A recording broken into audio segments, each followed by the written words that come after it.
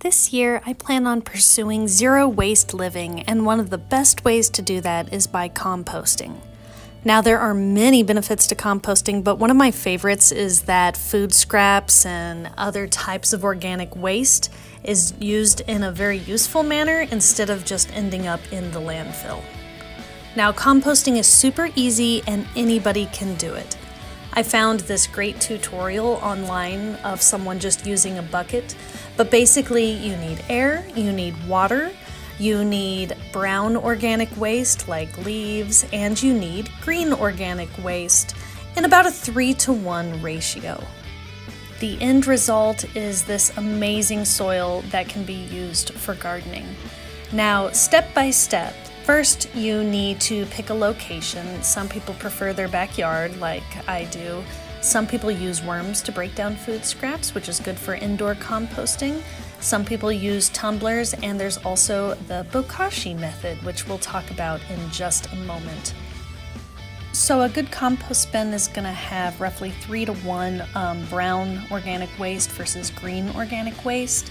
There needs to be some moisture, but not too much, and it helps with the decomposition process for it to be turned regularly, which is why some people like to use tumblers so that they can regular flip it.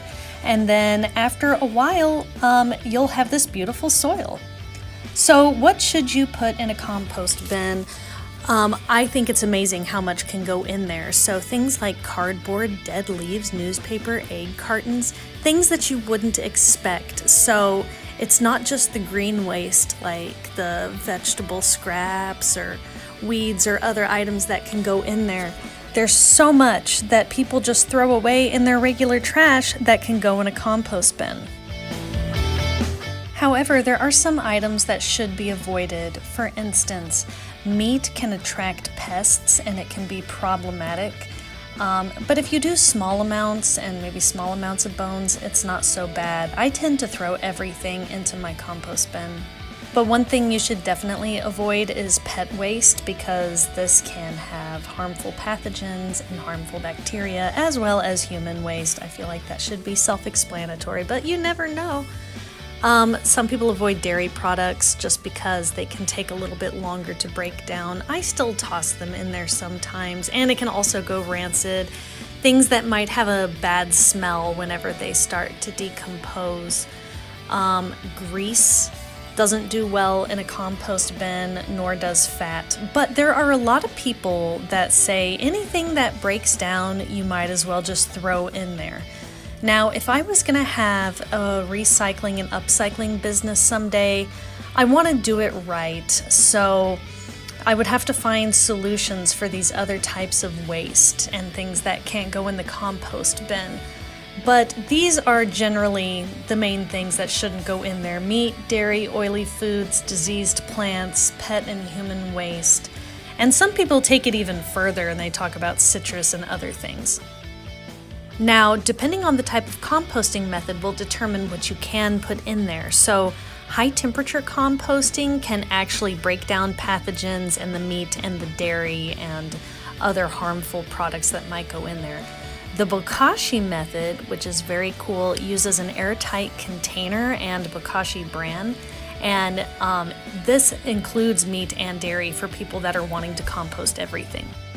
Some people like to use enclosed bins that can be flipped regularly. I just like to keep a pile in my backyard because I don't think composting has to be that complicated or that difficult, but I do forget to flip it from time to time. So when starting out, it's best to choose which method works best for you. If you don't have a backyard, you might consider the bokashi method or some other type of method where it keeps everything enclosed. But anybody can do it, regardless of their living circumstances. Now, it is a dream of mine to one day have my own composting business that goes along with a recycling business that recycles everything.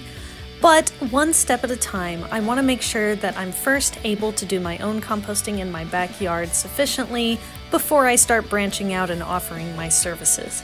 So if you have experience with composting business, please feel free to share your advice. And thank you for watching.